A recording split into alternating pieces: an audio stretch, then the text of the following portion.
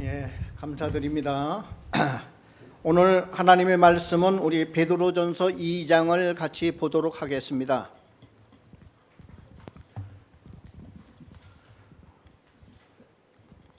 오늘 성경 말씀 베드로전서 2장 1절에서 10절까지를 한번 같이 교독을 하도록 하겠습니다. 베드로전서 2장 1절에서 10절까지 교독을 하도록 하겠습니다. 그러므로 모든 악독과 모든 기만과 외식과 시기와 모든 비방하는 말을 버리고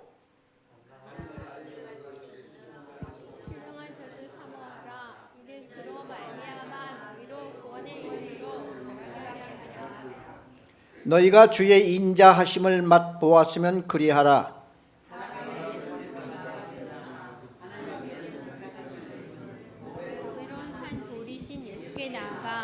너희도 산돌같이 신령한 집으로 세워지고 예수 그리스도로 말미암아 하나님이 기쁘게 받으실 신령한 제사를 드릴 거룩한 제사장이 될지니라.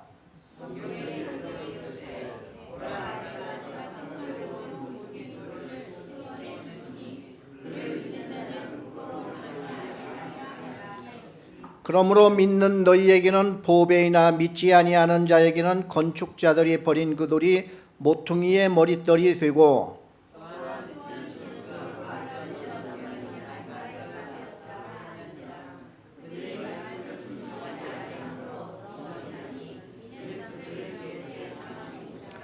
그러나 너희는 택하신 족속이요 왕같은 제사장들이여 거룩한 나라요 그의 소유가 된 백성이니 이는 너희를 어두운 데서 불러내어 그의 기이한 빛에 들어가게 하시니 이의 아름다운 덕을 선포하게 하려 하심이라.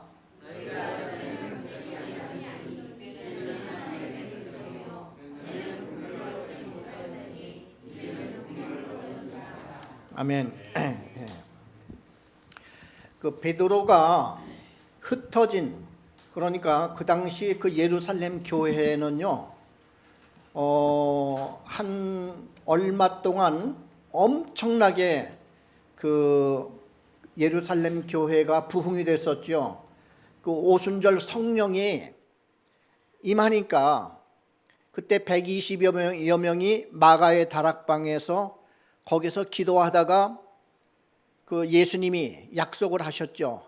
절대 예루살렘을 떠나지 말고 성령을 꼭 받아라. 그러면 내 증인이 될 것이다. 이제 그렇게 하고 승천을 하신 이후에 제자들이 전심전력으로 마가의 다락방에 모여서 같이 기도를 하다가 오순절 성령이 임하는 큰 역사가 일어납니다. 그래서 그 당시에 예루살렘에 사람들이 엄청 많았었는데, 왜냐하면은 유월절을 지키기 위해서 그 유태에 있는 모든 사람들이 예루살렘 성전 앞으로 다 모였고, 심지어 외국에 있는 유태인들, 그 디아스포라라고 이렇게 하는데, 이 사람들까지 유월절을 이렇게 지내기 위해서 외국에 있는 사람들까지도 많이들 모여서 예루살렘 그 성 안에는 엄청나게 사람이 많았는데, 이때 성령이 임하셨단 말이죠. 이렇게. 그러니까 예루살렘 그 유월절을 지내기 위해서, 그때 유월절 때는 예수님 십자가에 못 박힐 때입니다. 그리고 오순절이라고 그러면은 그때 약 50일간에 이제 77이 49 해서 77절이라고도 하고, 또 그 다음 날이 50일 되니까 오순절이라고도 이렇게 얘기를 하는데, 그러니까 유월절이 지난 다음에 오순절 되기까지 대부분이 외국에서 온 사람들은 집으로 가지 아니하고 먼 길에 왔으니까 오순절까지 하나님 앞에 제사를 드리고 예루살렘에 그러기 때문에 이제 모였는데, 그때에 오순절 때 이제 성령이 임하셨잖아요. 그러니까 사람들이 아직도 안 가고 많이 남아 있을 때, 이때 제자들이 성령 충만함을 받고 나가서 전도하고 예수 그리스도는 메시아다, 이걸 전하고 이렇게 했을 때에 이제 수많은 사람들이 예수를 믿기로 결심을 하고, 베드로가 한번 설교를 하니까 3,000명이 믿겠다고 막 이렇게 들어왔고, 또 그 다음에 보니까 5,000명이 막 예수를 믿겠다고 한꺼번에 이렇게 들어오고 했던 그런 일이 있었습니다. 그러다가 얼마 지나지 않아서 그 당시에 그 이제 헤롯 왕, 아버지 헤롯 왕은 죽고 그 아들들이 이제 각 이렇게 지방들을 이렇게 따로 이렇게 나누어서 왕이 되었는데, 그래서 분봉 왕이라고 그럽니다. 그 헤롯의 아들들도 이름이 이제 헤롯, 이제 본명은 또 있지만도, 이 헤롯 왕이 그때 예수님의 제자 야고보를 잡아서 참수합니다. 목을 쳐서 예수님의 제자 중에서 가장 먼저 죽은 사람이 야고보였었어요. 그리고 베드로까지 잡아 죽이려고 이렇게 옥에 가두었는데 천사가 와서 베드로는 풀어 이렇게 주죠. 그리고 그 당시 스데반이 또 돌에 맞아 죽었습니다. 같은 무렵이었었어요. 그리고 나서 예루살렘의 사람들이, 예수 믿는 기독교인들이 산지사방으로 흩어지기 시작했는데, 그때 이후에 교회가 예루살렘에만 있다가 흩어지면서, 산지사방으로 흩어지면서 안디옥에도 교회가 생겼고, 저 로마에도 교회가 생겼고, 수많은 알 수 없는 이런 지역에, 많은 지역에 예수 믿는 자들이 가기만 하면은 자기 집에서 예배를 드리는 거예요. 이게 가정교회입니다. 그래, 원래 교회를 이렇게 건물을 짓고 예배를 드린 때는 AD 300년 이후입니다. 그러니까 지금 이제 이 베드로가 이 편지를 쓰고 할 때는 AD 100년 이 안쪽이에요. 그러니까 초창기 때죠. 그때는 이미 예루살렘에 교인들이 많이 흩어지고 잘 모이지 않고, 이제 이런 때에 베드로 역시도 외국에 나가서 선교를 하고 복음을 전하고 그러는데, 이 베드로가 산지 사방에 흩어진 그 기독교인들에게 보낸 편지예요, 이게. 그러면서 특별히 베드로가 전한 이 말씀이, 우리 믿는 자들은 우리가 복음을 전해야 할 사명이 있기 때문에 우리의 행위도 거룩한 자가 되어야 우리는 더 빛이 나고 하나님의 백성들로서 복음을 전파할 수 있으니까, 힘들고 어렵고 그런다 할지라도 우리의 믿음을 지키고, 뿐만 아니라 우리가 거룩한 하나님의 백성이 되어서 우리가 하나님의 빛을 어디에 가든지 지키자 하는 의미에서 이 베드로 전서를 기록을 한 겁니다. 그래, 오늘 그 2장을 보면은, 그러므로 모든, 2장 1절에 그러므로 모든 악독과 모든 기만과 외식과 시기와 모든 비방하는 말을 버리고 라고 하는 이 말이 나옵니다. 여기 5가지 그 이제 우리가 버려야 할 성품에 대해서 나오죠.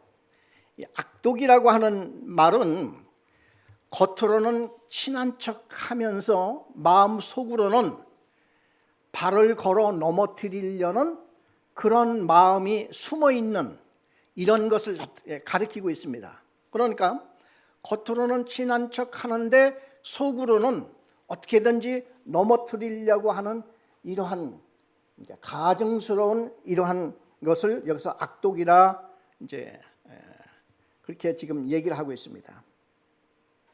그러니까 겉모습과 속이 다르다는 것이죠. 그래, 우리 예수 믿는 사람들 중에서 가장 좋은 것이 그냥 보이는 그대로 살아가는 그런 사람의 사실상 가장 좋은 이런 모습입니다. 두 번째는 기만이라고 하는 말이 나오는데, 의도적인 거짓말을 얘기하고 있습니다. 의도적인 거짓말. 우리는 어떻게 하다 보면 우연히 거짓말을 하는 수도 있죠. 그런데 여기에서 그 기만이라고 하는 것은 의도적인 거짓말을 얘기를 하고 있습니다. 우리 흔히 그 베드로가 예수님 붙잡혀서 이제 그 대제사장 집으로 끌려다니면서 밤에 신문을 봤죠. 그렇게 할 때에 베드로도 거기를 따라가지 않습니까? 그래, 몰래 거기를 따라가는데 어떤 아이가 저 사람도 예수님의 제자라고, 예수의 제자라고 그러니까 베드로가 막 부인을 하죠. 그런데 그때 그게 우연한 거짓말이었겠습니까? 의도적인 거짓말이었겠습니까? 하는 얘기가 나와요. 우리가 볼 때는 언급결에 나온 거짓말이겠지 이렇게 얘기하는데 성경을 보면요, 그게 시간이 나옵니다. 1시간 후에 두 번째 거짓말을 또 합니다, 베드로가요. 그리고 얼마 있다가 그때는 예수님을 저주하며 거짓말하는 게 이렇게 나옵니다. 이거를 볼 때 의도적인 거짓말이라고 하는 것이 이렇게 나타납니다. 그러니까 거짓말을 하기로 결심을 한 거죠, 이미 마음속에. 우리가 그 다윗 왕이 음란 그 간음죄를 범할 때 우리가 그냥 믿음이 좋았던 사람이기 때문에 순간적인 어떠한 이러한 그냥 순간적인 그 어떠한 유혹에 걸려서 그렇게 깊은 죄에 빠지는 걸 우리가 생각하기 쉽지요. 그런데 그 다윗도요, 면밀히 검토를 해보면은 그 여인이 부정이 끝날 때까지 장소에 갖다 놓습니다. 그게 나와요. 그 밧세바라고 하는 이 여인이 목욕을 하고 그 목욕한 여인을 데려다가 부정의 기간이 끝날 때까지 둡니다. 이건 굉장히 의도적이죠. 이건 우연한 계획, 우연한 어떤 그 범죄나 순간적인 무슨 그런 거는 아니고, 그러다가 나중에는 이제 임신을 하게 되니까 이거를 감추기 위해서 의도적인 살인을 하죠. 아주 살인도 무시무시하게 막 하지 않습니까? 그 전쟁터에 나가 있는 군 그 남편을 데려다가 뭐 같이 막 휴가를 보내려고 하고 그게 안 되니까 죽이라고 하고 엄청난 죄에 막 빠지기 시작하지 않습니까? 그래서 이러한 애초부터 우리 마음속에 있는 이러한 기만, 이거 버리라 이거죠. 세 번째는 외식이 나옵니다. 외식은 마스크를 쓰다 하는 뜻인데요, 이것은 거짓말을 진실처럼 말하는 것을 얘기를 하고 있습니다. 거짓말을 진실처럼 얘기하는 게 외식이라. 그래서 우리 지금 이 성품에 대해서 지금 얘기를 하고 있죠. 이게 그렇게 마음대로 될 수 있는 건 아니지만은, 그러나 하나님의 자녀로서 우리가 정말 성령의 능력으로, 성령의 은혜로 하나님을 바라보는 그 마음 속에서 주어지는 정말 힘으로 이런 것을 버려야지, 내 맘 내가 버리고 싶다고 버려질 수는 없잖아요. 그렇죠? 그래, 이 뒤에 보면은 아이들, 갓난 아이들 같이 순전하고 신령한 젖을 사모하라 하는 말이 나옵니다. 신령한 젖은 이건 이제 말씀이죠. 그래서 우리가 정말 이게 내 의도대로 이렇게 되면 얼마나 좋겠어. 성품 정말 얼마나 우리가 힘듭니까? 성품이 마음대로 고쳐질 수 있겠습니까? 그래서 마치 우리가 내가 예수를 내가 믿는다고 해서 믿는 게 아니라 믿어짐으로 믿는 것과 같이 어느 날 나한테 절실한 정말 하나님의 은혜로 이러한 나의 악한 성품들을 바라보면서 정말 하나님의 자녀로서의 어떤 이러한 그 은혜가 올 때에 우리는 나 스스로가 정말 이 가증스러운 이런 것들을 많이 이제 거부하게 되고 하는 이런 때가 오죠. 그래, 이런 기간을 우리 견인이라고도 합니다. 견인이라고 하는 게 이게 뭐냐 하면은요, 고장난 자동차가 있으면은 주인이 이제 그 정비소에 연락을 하면은 끌어가지 않습니까? 이게 견인이에요. 견인. 끌어가듯이 이끌림을 받는 거죠. 지금 내 성품이 정말 아무리 봐도 너무 한심해요. 지내놓고 보면은. 근데 이거를 어떻게 할 도리가 없어. 그런데 어느 날 내가 끌려서 이렇게 갈 때가 있습니다. 그래서 여기 보면은 외식을 우리가 버리고, 네 번째가 시기입니다. 시기. 우리가 버려야 할 것, 시기. 시기는 비교에서 나옵니다. 나 혼자 있으면 시기할 것이 없는데 자꾸 내가 누구하고 자꾸 비교를 하다 보니까 이게 이제 시기가 난단 말이죠. 그런데요, 그 성경에 보면은 성령께서 시기하기까지 우리를 사모한다는 말이 나와요. 그러니까 시기 자체는 그렇게 꼭 나쁜 거로만 볼 수는 없을 것 같아요. 왜냐하면 성령님께서 우리를 왜 시기를 합니까? 우리가 성령의 말을 듣지 아니하고 사탄의 말, 나의 정욕대로 나가려고 자꾸 뒤돌아서니까 미운 거야 그냥. 이제 밉다고 하는 자체는 시기 아닙니까? 왜 그쪽으로 가? 나한테 오지 않고. 그래서 여기에서 이제 시기라고 하는 것은 방향이 잘못된 거죠. 이제 거꾸로 하나님 앞에 쪽으로 잘 되는 쪽으로 이렇게 가는 것을 내가 못 가니까 저 가는 것도 보기 싫어. 걸려 넘어뜨려 보고 싶어.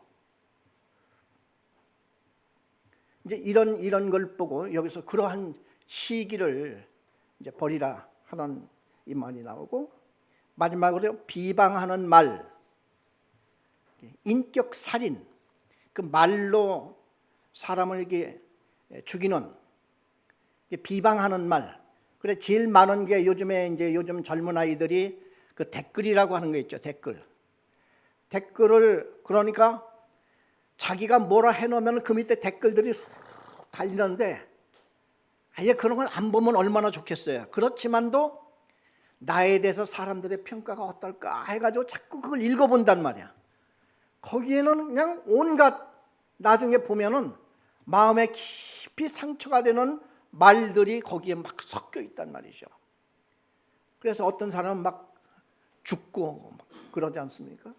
그래서 우리 특별히 하나님의 자녀들, 하나님의 백성들은 악독과 기만과 외식과 시기와 비방하는 말 같은 것은 버려라. 이제 그렇게 얘기를 하고 있습니다. 그러면서 2절에 보니까 갓난아기들 같이 순전하고 신령한 젖을 사모하라. 자, 그런 것은 버리고 대신 우리가 사모해야 될 것은 신령한 젖이라고 하는 건 이 말씀이에요. 하나님의 말씀입니다. 그런데 우리는 너무나 감사한 것은요, 말씀을 읽을 때에 성령을 보내주셔서 내가 원하건 원치 않건 간에 내가 말씀을 볼 때마다 언제나 내 옆에서는 이 말씀을 읽는 순간 나도 모르는 사이에 하나님의 은혜가 오는 거예요. 그래서 이 말씀 읽는 것을 아예 습관적으로, 그래서 어느 사람들은 1년에 성경 한 번씩을 이렇게 꼭 이제 떼자, 이런 운동들도 있어요. 그래서 그 성경을 1년 동안 그걸 한 번을 다 읽으려면 하루에 한 장 가지고는 안 되죠. 하루에 한 5장 정도씩 막 읽어 나가면 1년에 한 번씩 성경을 떼기도 합니다. 그래서 우리 교회는 이제 하루에 한 장씩 이게 묵상하는 이게 있지만은 한편으로는 또 이렇게 볼 때에 그건 계속 하지만은 1년에 한 차례에서 성경을 뗄 수 있는 이러한 그룹을 만들어서 이걸 그 운동을 좀 벌려나가면 어떨까 하는 이 생각도 듭니다. 그래서 당회에다가 한번 건의를 해서 한다고 하면은 1일 묵상은 묵상대로 나가지만은 한편으로는 한 그룹을 이렇게 해서 카톡방 같은 걸 하나 만들어 가지고 거기에 등록한 사람들은 다 들어와서 그냥 몇 장씩 읽어 나가는 그거 스케줄들을 탁 해가지고 미리 그걸 공급을 해서 내년 12월 31일에는 요한계시록 마지막 장이 딱 떨어지는 이런 운동을 좀 같이 이렇게 했으면 참 좋겠다 하는 이런 생각도 있습니다. 이게 신령한 젖입니다. 내가 성경을 읽을 때에 나도 모르는 사이에 성령께서 뭐 하시는 거예요? 성령은 왜 오셨습니까? 그래, 우리 마음속에 성령께서는 오셔가지고 내가 이 말씀을 들을 때, 또 이 설교 말씀을 들을 때에, 내가 또 성경을 읽을 때에 어딘가는 반짝하는 그것이 분명히 있어요. 캄캄한 이런 비 오는 날 밤에 번갯불이 반짝하면은 천지가 순간적으로 다 보였다가 딱 이제 다시 어두워지듯이 우리 마음속에도 성령께서는 그런 식으로 역사를 한다 이거야. 내가 그전에는 전혀 몰랐는데, 아니면은 성경을 읽었는데 그동안 몇 번 내가 봤던 이 말씀인데 이렇게 은혜로운 말씀은 오늘 처음 보네. 갑자기 이게 밝아진 거예요.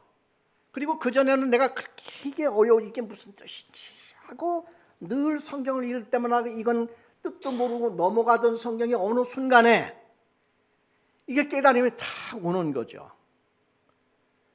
이것이 바로 이 말씀과 우리 성령의 역사, 그리고 성령께서 이 죄인, 고장난 차를 끌어가듯이 견인을 해가는 거예요. 이렇게 이런 역사들이 일어나야 될 것입니다. 그런데요, 2절에 보니까 무슨 말씀이 나오냐면은, 이는 그로 말미암아 너희로 구원에 이르도록 자라게 하려 함이라.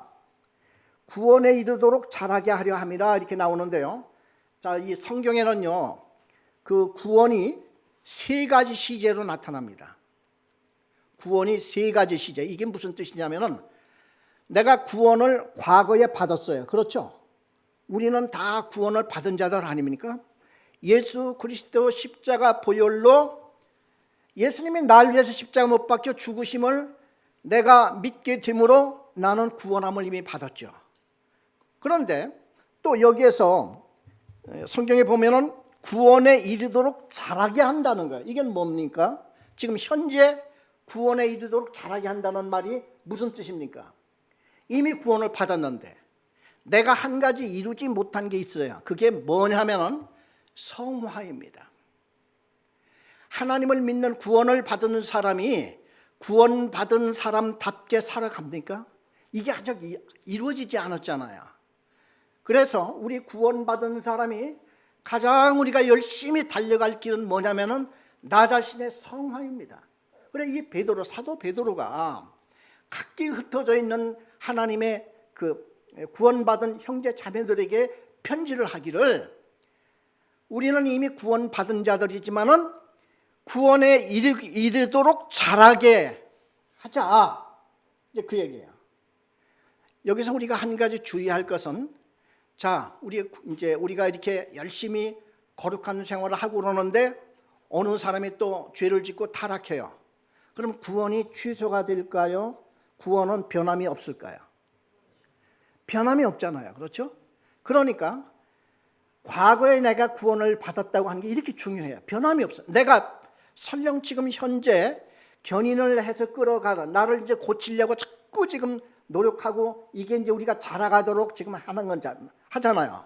근데 여기에서 문제가 좀 생기고 어려움이 있다 할지라도 구원이 취소되는 건 아니죠. 그렇지만 우리는 자라가야 된다 하는 그 얘기입니다. 그리고 우리는 미래의 구원을 이제 우리는 완전히 구원을 받아야 되잖아요. 그건 무슨 뜻입니까? 그건 천국이에요.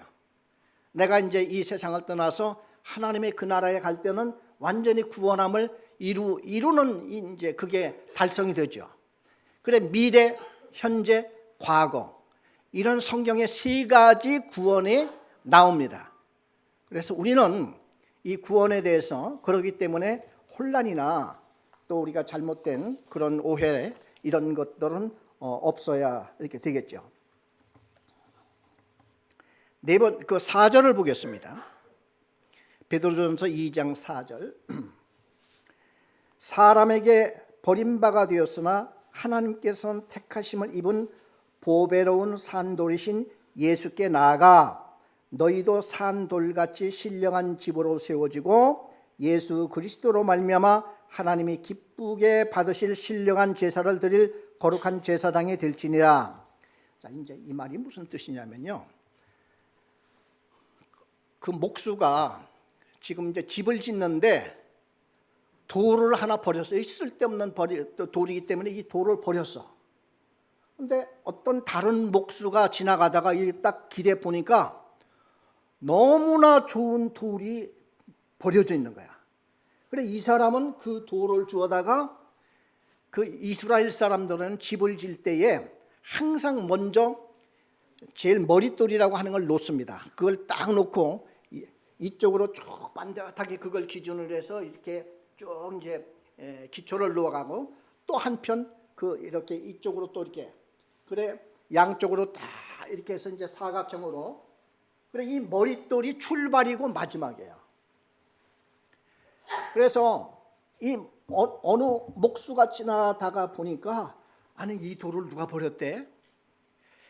예수 그리스도는 하나님이 보내신 메시아 우리를 구원하시기 위해서 보냈는데 어떤 사람은 이게 뭐야 하고 갖다 버리기도 하고 어떤 사람은 그 예수님을 보고서 보배로운 돌로 탁 본단 말이죠. 그런데 이 성경에 놀라운 말이 하나 있습니다. 그 6절에 이렇게 보면요. 6절에서 8절까지 다시 한번 보겠습니다. 성경에 기록되었을 때 보라 내가 택한 보배로운 모퉁이 돌을 시온에 두노니 그를 믿는 자는 부끄러움을 당하지 아니하리라 하였으니 그러므로 믿는 너에게는 보배이나 믿지 아니하는 자에게는 건축자들이 버린 그 돌이 모퉁이의 머릿돌이 되고 또한 부딪히는 돌과 걸려 넘어지게 하는 바위가 되었다 하였느니라. 그들이 말씀을 순종하지 아니함으로 넘어지나니 이는 그들을 이렇게 정하신 것이라. 누가 정한 거예요? 그러니까 우리가 예수를 보고 이분은 그리스도 하나님이 보내신 메시아 날 위해서 십자가에 못 박혀 죽으신 나의 구세주로 내 눈에 딱 보이는데 다른 사람들은 아무리 얘기를 해줘도 아무리 다른 사람이 다 믿고 이렇게 한다 할지라도 그 사람들은 눈에 안 보이는 거예요. 이걸 누가 정해줬다는 거예요 지금. 그렇죠. 이 8절 마지막에 이는 그들을 이렇게 정하신 것이라. 이렇게 정해놨대요. 이 놀라운 말 아닙니까?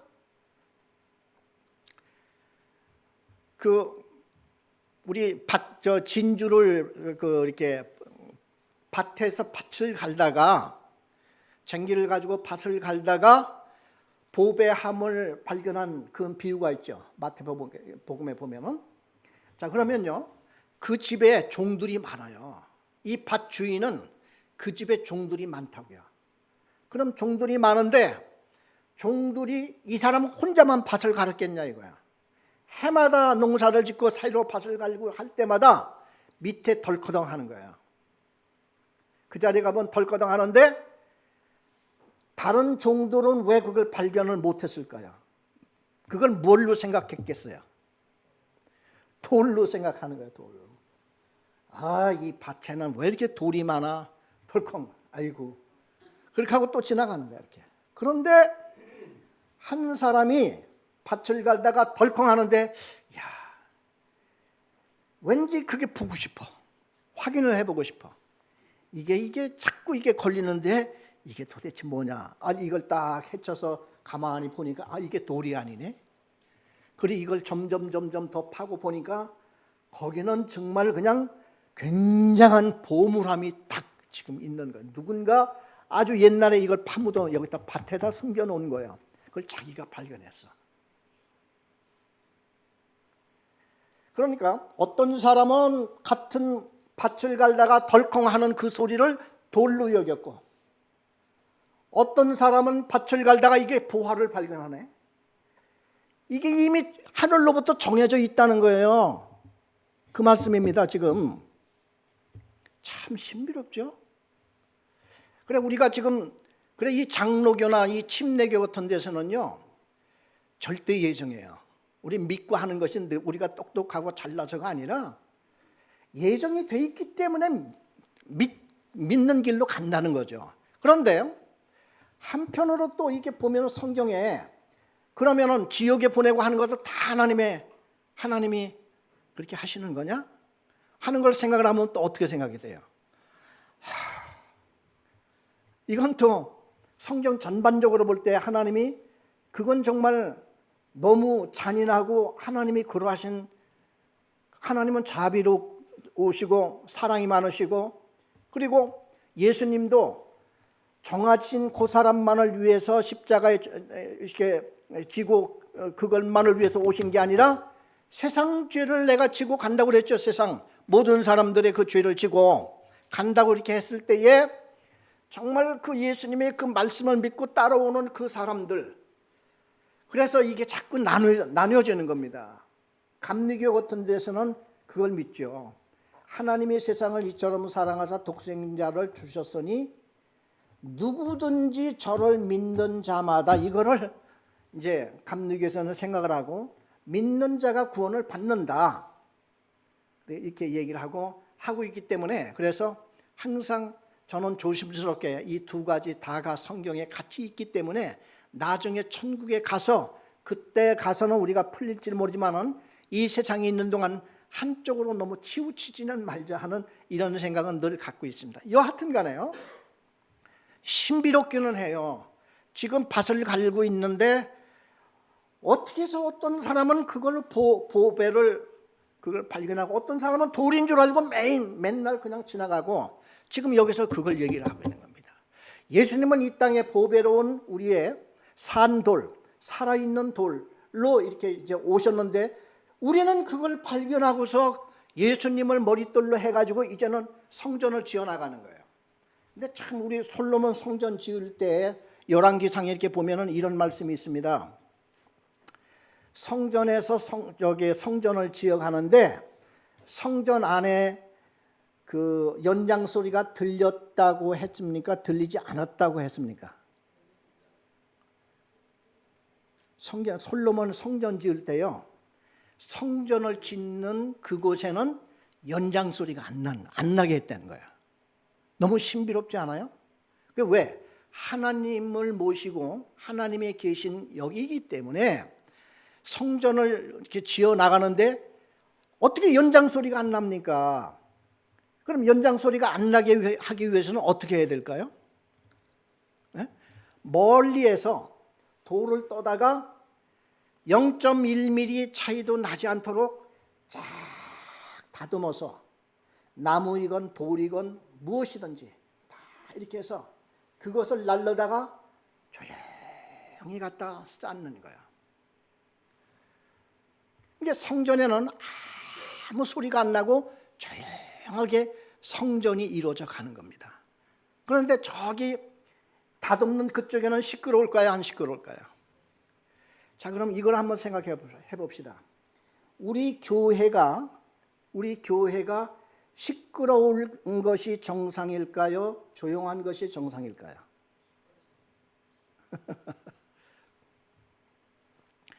사람이 사람끼리 부닥칠 때요, 다듬고 하는 데는 소리가 납니다. 이 교회는 사람과 사람들이 와서 뒤섞이고 있는 곳입니다. 조용할 수가 없겠죠. 얼마나 시끄럽겠습니까? 사람은요, 사람끼리 있을 때 둥그러집니다. 다듬어집니다. 혼자 있으면 다듬어질 리가 없죠. 사람은 사람끼리 있어야 다듬어지는 거죠. 그래, 같이 있다 보면은 어쩔 수 없이 힘들고 어려운 중에 그 사람도 다듬어지고 나도 다듬어지는 거예요. 이 역사를 여기서 보여주고 있습니다. 원래는 조용한 게 실질적으로 주님의 성전을 하나하나 쌓아 나가는 거예요. 그런데 이 성전은 한쪽으로는 쌓아가면서도 한편으로는 막 시끄러워요. 지금 이 교회의 특징이 지금 그렇습니다. 그렇다고 우리는 안 쌓아야 됩니까? 또 싸죠. 이 쌓아야 됩니다. 그래서 진짜 성전은 다듬어진 돌이 얼마나 쌓여지느냐가 진정한 교회가 될 것, 진정한 성전이 될 것입니다. 그래, 오늘 여기에서요, 자, 어떤 사람은 그 돌을 지금 다듬어지지 않은 채 막 왔어요. 근데 여기서 막 다듬어지고 그러니까 뭐 온갖 요라는 소리가 나고 하고 있습니다. 그래서 우리 4절부터 다시 한번 쭉 읽어가면요, 사람에게는 버림바가 되었으나 하나님께는 택하심을 입은 보배로운 산돌이신 예수께 나아가 너희도 산돌같이 신령한 집으로 세워지고 예수 그리스도로 말미암아 하나님이 기쁘시게 받으실 신령한 제사를 드릴 거룩한 제사장이 될지니라. 나도 지금, 그러니까 성전은요, 우리 보이는 성전도 있지만 보이지 않는 성전도 있습니다. 그리고 나도 하나의 성전입니다. 내 성전 안에 누가 계실까요? 하나님이 계시잖아요. 그래, 내 마음속에 하나님이 계시니까 나도 성전으로 지어져 가야 되는 거예요. 그래서 성전으로 지어져 가는데 이게 악한 성품과 이런 것 때문에 이게 지어져 갑니까? 안 되잖아요. 그러니까 하나하나 나도 다듬어 가는 이 자체부터가 거룩한 성전을 지어져 가는 거예요. 그래, 언제나 이 성전과 이 교회는요, 보이는 교회와 보이지 않는 교회가 아울러 있습니다. 마찬가지죠. 나 자신도 마찬가지입니다. 나도 하나의 하나님을 모시는 성전이죠. 우리 몸은 성경 고린도전서의 3장 16절에 그렇게 되어 있지 않습니까? 우리는 하나님을 모시고 있는 거룩한 성전이라고 이제 바울은 그렇게 얘기를 하고 있죠. 그러면 나는 두 가지 역할이 돼야지 돼요. 나의 모습은 인간의 모습이지만은 이 내적으로부터 아름다운 거룩한 잘 다듬어진 이 돌들이 오랜 세월을 거치면서 하나하나 지금 쌓아져가는 아름다운 성전이 되어가는 거예요. 이게 성화입니다. 그리고 우리 교회도 마찬가지입니다. 우리 교회가 여러 사람이 있지만은 그러나 보이지 않는 이 형태의 아름다운 성전이 또 같이 아울러 나타나야 되는 것이죠. 아무런 발전이 없고 그렇게 한다고 할 것 같으면은 내가 예수 구원받은 지가 오래가 됐는데 아직도 나는 거룩한 모습이 보이지 않고 계속 추악한 모습과 성격이 계속 내포가 되어 있다고 하면은 그냥 있는 거예요.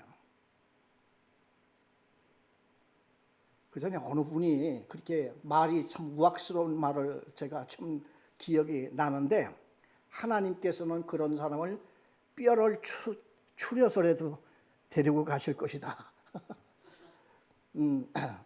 왜냐하면 구원받은 사람이기 때문에 그런 성화가 안 돼.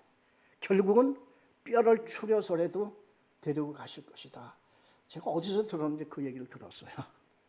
그러니까 우리가 이 땅에서 어떻게 하게? 결국은 반 죽어서 갈래? 좋은 말 할 때 갈래? 하나님께서는 아마 이렇게 얘기를 하고 계시는 것 같아요. 그래서 우리는 지금 이것을 이루어져 나가는 과정들입니다. 그래서 베드로는 지금 흩어져 있는 성도들에게 이걸 얘기를 하고 있어요.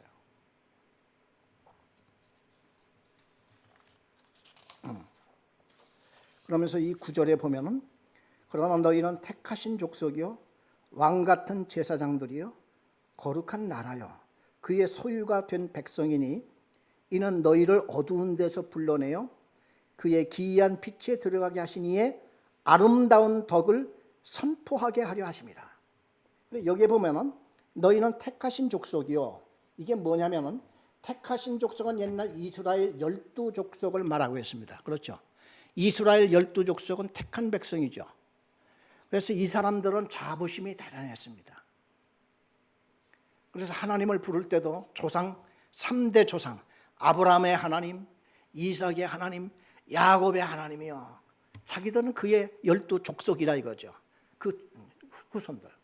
그런데 이 사람들이 그렇게 거룩한 참 혈육으로 볼 때는 그런 사람이 되었지만 바울이 나중에 깨달은 사실이 뭐냐면은 이 사람들은 의로운 사람이라는 자기들 이제 생각을 한 거예요. 의로운 사람이다. 근데 사실 그 속을 들여다보면은 똑같은 죄인들이거든요. 성경에 그게 다 나오지 않습니까? 근데 이스라엘 백성들은 자기들이 택한 백성이라는 사실만 알지 자기들이 아담으로부터 내려오는 속이 썩어 문드러지는 죄인이라는 사실은 잘 몰라요. 이게 이제 문제점이 된 겁니다. 그래 메시아가 왔는데도 무슨 메시아야? 메시아는 그 당시에 재림 메시아만 생각을 한 거예요.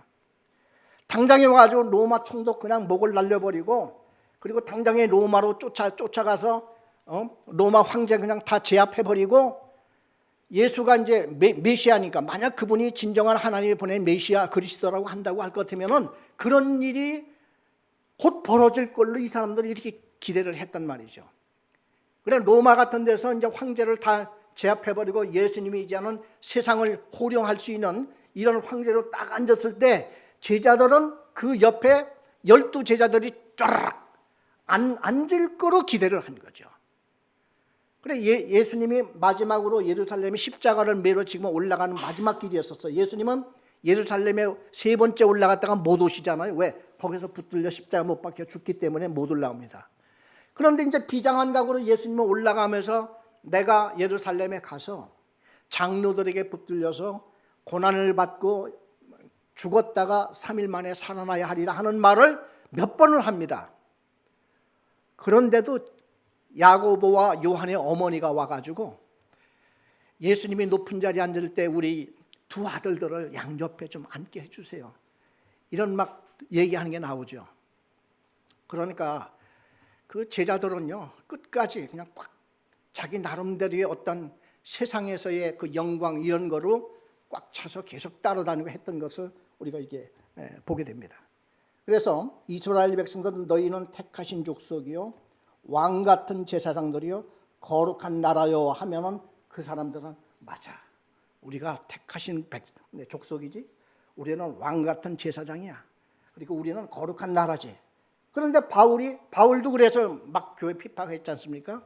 근데 바울이 어느 날 예수를 믿고 예수님이 진정한 메시아였구나 하는 것을 깨닫고 거듭나고 구원을 받고 예수의 종이 된 이후에 무슨 얘기를 하냐면은 이스라엘 백성들은 잘못된 잘못된 지식을 가지고 있구나.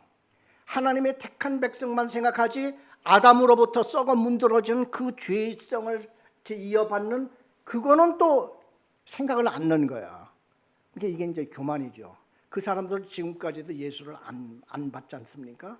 그래 이제 베드로 같은 사람은 우리는 이제 구원받은 백성을 진정한 택하신 족속으로 보는 거고 왕 같은 제사장들이고 거룩한 나라요 그의 소유가 된 백성이니 이는 너희를 어두운 데서 불러내어 그의 기이한 빛에 들어가게 하시니에 아름다운 덕을 선포하게 하려 하심이라.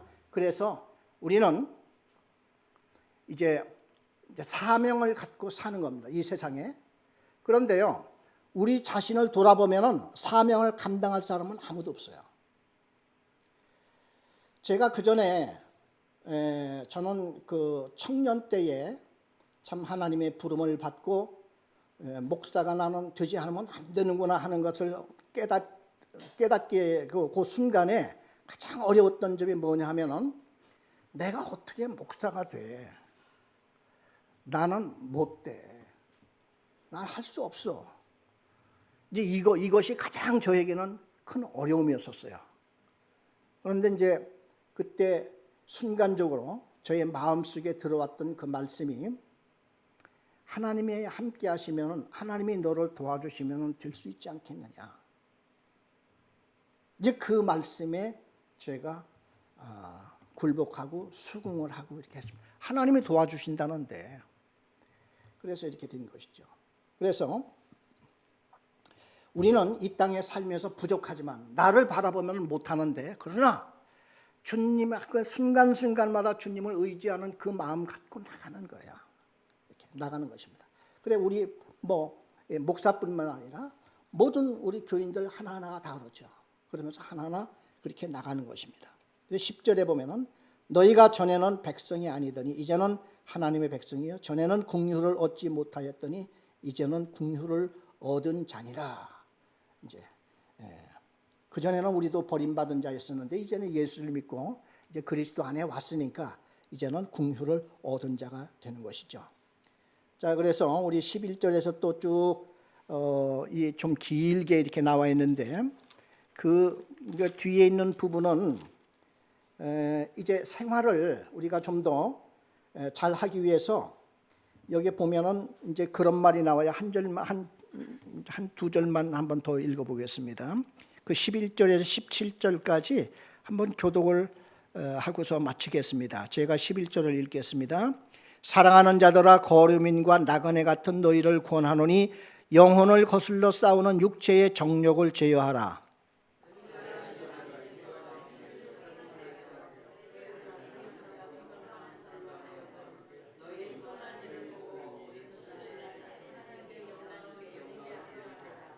인간의 모든 제도를 주를 위하여 순종하되 혹은 위에 있는 왕이나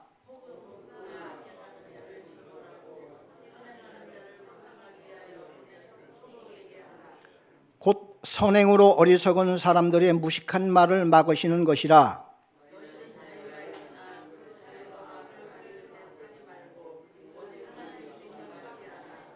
다 같이 무사람을 공경하며 형제를 사랑하며 하나님을 두려워하며 왕을 존대하라. 그래서 여기에 보면은 그 정치적 제도, 그러니까 이 사회 관리, 또 그 당시 노예 제도도 굉장히 막 성행했지 않습니까? 그래서 왜 노예 제도가 있고 그런데 예수님이나 그의 제자들은 한 번도 그 노예 제도나 이런 또 왕의 그 잘못된 이런 것들을 왜 저항하지 아니하고 순복하라고 했는가? 그보다도 더 중요한 것이 구원받는 일이기 때문에 그렇게 하는 거예요. 그렇죠? 왕한테 그걸 이렇게 해서 노예 제도를 예를 들어 개선을 한다든지 그런 것도 중요하긴 하지만 그래놓고 지옥 가면 무슨 상관이 있겠습니까? 그래서 더 궁극적인 하나님의 귀중한 하나님의 뜻은 이런 것도 중요하지만 그건 그 정치인들이나 그런 사람들한테 맡기고 그렇게 할 만한 우리는 시간이 없어. 왕도 구원을 받아야지 되고 우리도 구원을 받아야 되는데 노예들도 구원을 받아야 되는데 이것을 자꾸 뭐 겉에 그 제도를 개선한다고 해서 잘 되는 건 없지 않겠느냐 하는 이런 취지입니다. 성경을 보면. 그래서 현 체제에 일단은 순응을 하고 그러면서 우리는 하나님의 원하시는 복음을 전하고 그렇게 해야지 이거 저항하다 보면 이걸 못하잖아요. 이제 그런 면에서 성경에는 모든 제도의 순응을 일단 해라 하고 이 말씀을 하고 있습니다. 이 뒤에 보면은 종들이 상전들에게도 잘하라. 또 상전들은 종에게도 잘하라. 이런 말씀으로 쭉 이어가고 있습니다. 같이 기도하겠습니다.